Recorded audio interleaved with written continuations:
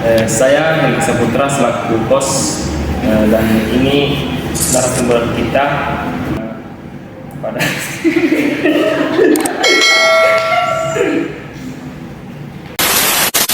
saya Helgi Saputra selaku host dan ini narasumber kita. Beliau dari Universitas Tadulako,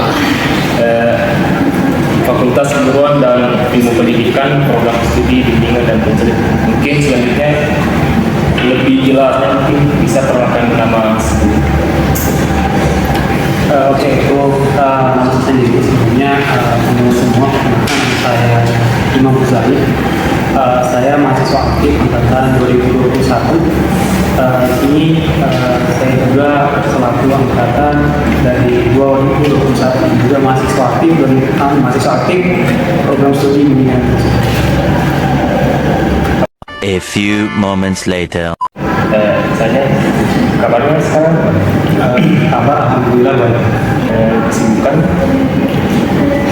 Kalau kesibukan saya sendiri, saya juga sebagai mahasiswa aktif dan juga saya juga punya tanggung jawab di mana saya juga dipercayakan sebagai ketua himpunan Prodi Liga sendiri yang di Manton. Saya menjabat di tahun 2023 Himpunan Mahasiswa Bimbingan dan Konseling. Iya. Di dalam himpunan bimbingan dan konseling itu seperti Kak Imam itu sebagai ketua umum toh, misalnya seperti kesibukan apa saja yang ada di dalam di himpunan itu bisa. Nah, kalau kesibukan sendiri di himpunan itu mungkin kesibukan yang paling penting itu adalah di mana pelaksanaan proker.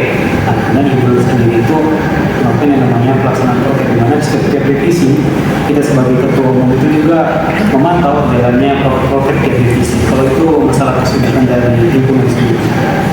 Selain di himpunan, apakah ada di luar atau di akademik kalau kita bicara masalah kesibukan toh? Iya. Nah, kalau kayak kesibukan sendiri antara internal dan eksternal itu juga saya punya, karena internal juga ada, eksternal juga ada. Jadi kalau bicara tentang kesibukan itu juga, nah gimana kita diajarkan berorganisasi itu yang namanya manajemen organisasi. Di sini terbagi di mana ada manajemen waktu, di mana juga ada manajemen organisasi. Di mana kita juga memberikan apa yang menjadi prioritas, di mana prioritas kita sebagai pencangkup atau apa namanya itu memprioritaskan yang namanya pendidikan. Kalau kesibukan kita itu pendidikan, walaupun kita bergelut di dunia organisasi, tapi kita harus memberikan pendidikan. Asalnya dari mana kan? Kalau asal saya sendiri dari Pantai Barat, di Desa Lor. Oke, baik, itu sudah sedetailnya tadi beliau berasal dari mana, kuliahnya di mana. Bisa kita langsung ke temanya kita itu. Nah, ini kan Kak Imam kan sebagai ketua umum di Himabikon. Iya. Jadi kira-kira menurutnya Kak Imam itu di dalam ketua Himabikon itu kenapa harus ada self reward? Itu bagaimana? Saya dulu tadi. Iya. Oke, mengenai pertanyaan dari saudara tadi untuk apa namanya, mengapa self reward dibutuhkan dalam himpunan? Kalau menurut pandangan saya, apa namanya, self reward itu memang harus dibutuhkan di satu organisasi. Sebenarnya bukan hanya di organisasi itu pada diri kita sendiri. Nah, mana self reward itu artinya memberikan apa sudah rasa kayak sepertinya reward itu, nanti kita paham seperti apa reward itu. Setiap tindakan itu harus ada reward. Begitu juga sebagai guru, kita kan di sini apa namanya, sebagai seorang tenaga pendidik. Nah, ketika nanti kita bergelut di dunia pendidikan, pasti misalnya kita juga memberikan reward kepada siswa-siswa yang berprestasi, begitu juga di himpunan. Nah di himpunan ketika nanti satu divisi menjalankan proker dengan baik, nah itu yang kita berikan itu adalah reward untuk divisi sendiri. Jadi untuk self reward itu dibutuhkan, ya harus dibutuhkan di dalam himpunan. Dan juga bukan hanya di himpunan sendiri, itu juga berfokus untuk di diri kita sendiri juga. Jadi setiap kita melakukan satu hal yang baik atau yang kita rasa seperti kayak kita melakukan pencapaian yang luar biasa hari ini, jadi kita berhak memberikan reward itu untuk diri kita sendiri, mungkin tentang hadiah atau apa segala macam, entah itu ya apa namanya itu seperti kata-kata apa segala macam, itu penting untuk diri kita sendiri supaya kedepannya diri kita itu berkembang dengan lebih baik. Begitu juga di himpunan, supaya pengurus-pengurus himpunan itu tidak jenuh gitu, supaya mereka bekerja itu ada reward yang diberikan kepada mereka.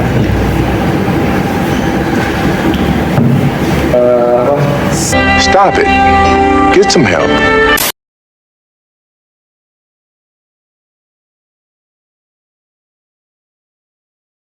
Terkait pentingnya bagi diri sendiri itu, dan juga mungkin bagaimana caranya kita mengidentifikasikan jenis self reward di dalam diri sendiri kita itu bagaimana?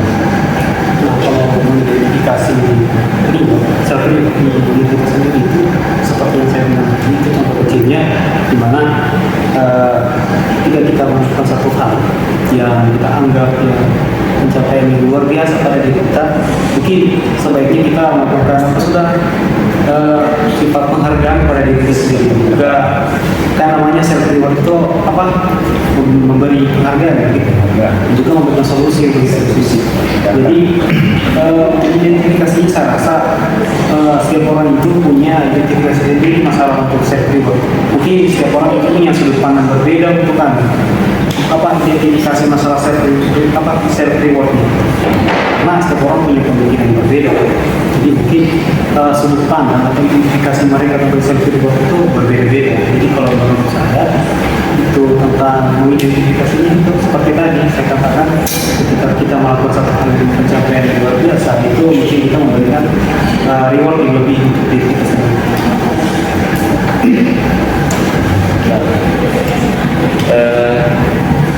Di situ tadi apa, memberikan reward pada diri kita sendiri itu bisa bagaimana kita bisa membangun kebiasaan kita untuk memberikan self reward di yang konsisten gitu. Untuk masalah konsisten untuk pemberian self reward pada diri kita sendiri itu sebenarnya itu tergantung pribadi masing-masing lagi. Kita kembali ke pribadi masing-masing lagi. Dan semua orang seperti bisa tadi, setiap orang kan punya pemikiran yang berbeda. Jadi kalau pemberian self reward masing-masing satu individu itu tergantung bagaimana dia menghargai setiap tindakan yang dilakukan. Contohnya hari ini saya sebagai mahasiswa di semester ini saya mendapatkan nilai yang buruk. Nah, di semester depan saya melakukan cara bagaimana supaya nantinya self reward, supaya nantinya depan ketika saya mempunyai nilai yang bagus, saya memberikan penghargaan kepada diri saya sendiri supaya kedepannya lagi ke semester selanjutnya itu nilai saya membaik dengan adanya self reward. Setiap tindakan yang saya lakukan itu saya berikan reward kepada diri saya sendiri. Dari beberapa pertanyaan tadi sebenarnya sudah dijelaskan secara detail ya, dan mungkin kita sudah dari tadi paham bicara, jadi mungkin bisa dicicipin dulu airnya teman, nanti sampai tenggorokan itu.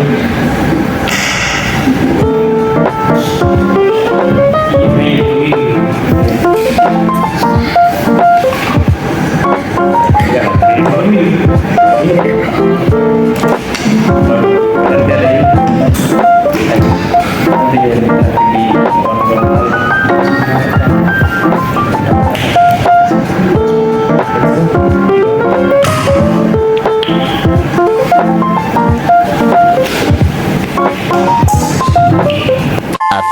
inches later.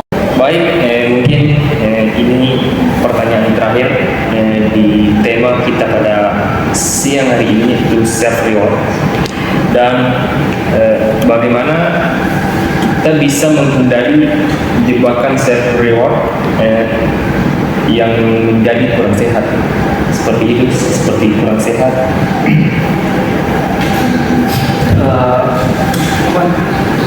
Pertanyaan mengenai jebakan seperti yang ditanyakan sama Ustaz mengenai bagaimana mengatasi jebakan di dasar diri sendiri. Menurut saya itu kita kembali lagi ke individunya, bagaimana caranya mengatasi seperti itu. Mungkin juga self reward yang kita berikan kepada diri kita sendiri atau ke orang lain itu terlalu berlebihan sehingga berdampak ke orang itu puas terhadap hasilnya dan tidak mau lagi kembali untuk berproses seperti kayak diri kita sendiri kan. Kan di lingkungan biasanya kita memberikan apresiasi yang sebesar-besarnya untuk teman-teman panitia kegiatan, teman-teman panitia, teman-teman divisi yang sudah melaksanakan program yang lebih baik. Itu juga kita menekankan untuk tidak puas dengan hasil yang mereka kerjakan, gitu, supaya ketika nantinya mereka bekerja di selanjutnya, mereka punya pembelajaran untuk di kegiatan selanjutnya. Mungkin kita juga menerapkan itu yang namanya evaluasi dari setiap tindakan, di mana kita mengevaluasi setiap program. Di setiap program itu kita setiap jalannya program kita mengadakan evaluasi supaya nantinya teman-teman yang kita berikan reward sebelumnya itu terevaluasi dengan baik, supaya tidak terjadinya jebakan di mana setiap reward itu kalau masalah lingkungan. Tapi kalau bagi kita sendiri mungkin kita juga tidak terlalu berlebihan memberikan reward kepada diri kita sendiri, dan juga kita menanamkan sifat yang namanya tidak puas dengan hasil yang kita kerjakan. Artinya di mana setiap kita mengerjakan apa yang kita lakukan, kita juga terus mau belajar untuk bagaimana mengubah sistem itu sendiri. Kemudian apa lagi? Mungkin dari Oh ya, jadi seperti itu terkait self reward ya. Jadi mungkin sebelum kita akhiri podcast kita ini, mungkin ada sepatah kata dari narasumber kita ini terkait bagaimana self reward itu. Untuk mengenai self reward sendiri, mungkin saya tidak memberikan sepatah kata, mungkin juga saya memberikan contoh gambaran di mana orang yang tidak puas dengan hasilnya sendiri. Saya pernah temui di satu bacaan saya di mana orang yang sulit untuk lupa, di mana pembahasan psikologinya di mana orang itu digolongkan sebagai orang-orang yang sinestesia. Jadi sinestesia sendiri orang yang selalu puas dengan hasilnya sendiri. Jadi ketika dia memberikan satu hal, seperti dia mengerjakan satu hal, dia menghargai setiap apa yang dilakukan, gitu. Tapi dia tidak puas dengan apa yang mereka lakukan. Artinya setiap tindakan yang dilakukan dia memberikan reward. Reward itu dia sombong, dia kayak hari ini dia mengerjakan tugas. Nah tugas itu baik, di ACC dengan luar biasa ya. Jadi dia memberikan hadiah kepada dirinya sendiri, tapi dirinya itu tidak mau menekankan bahwasanya setelah ini selesai puas hasilnya. Jadi dia mau belajar bagaimana tindakan selanjutnya yang dilakukan untuk di progres selanjutnya. Dan juga seperti di kalangan organisasi itu juga orang ketika sudah diberikan reward, tadi dia bangga, kadang dia sudah tidak menerima lagi rujukan dari orang lain karena dia merasa saya sudah jelaskan sudah sangat sudah sangat luar biasa ya, sudah ekstra dan apa yang saya lakukan. Artinya dia sendiri tidak memberikan reward kepada dirinya sendiri. Ketika dia sudah memberikan reward kepada dirinya sendiri, mungkin terjadi yang namanya itu pemikiran yang ada saya sampaikan tadi, itu sendiri. Mungkin saya tidak memberikan kata-kata, tapi saya memberikan contoh gambaran dimana mungkin teman-teman semua bisa termotivasi dengan kriteria golongan orang-orang seperti itu. Bagi seorang yang memberikan kepuasan pada diri sendirinya itu termasuk pembahasan mengenai self reward. Pembahasan mengenai self reward. Jadi seberapa pentingnya itu self reward dalam kehidupan sehari-hari. Seperti yang dijelaskan tadi, mungkin sudah sangat jelas apa sih sebenarnya itu self reward dan bagaimana cara mengidentifikasinya dan menghindari masalah-masalah di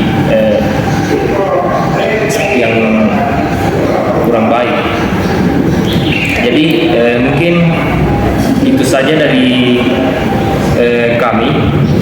Saya selaku host berterima kasih kepada narasumber kita yang ganteng ini.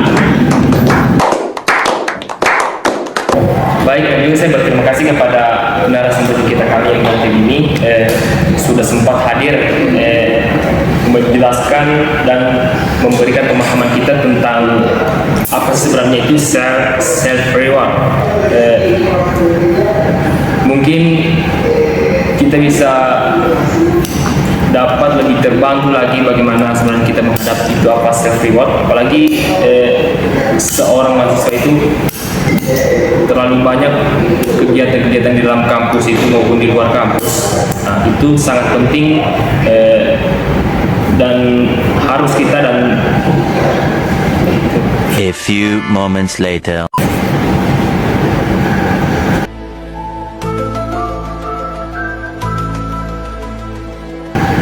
yang penting dan harus kita tanamkan di dalam kehidupan sehari-hari.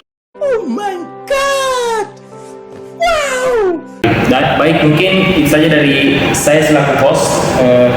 Apabila ada kata-kata yang kurang menyenangkan dan kurang baik, mohon dimaafkan. Dan saya akhiri dengan ucapan wallahu musta'an. Wassalamualaikum warahmatullahi wabarakatuh.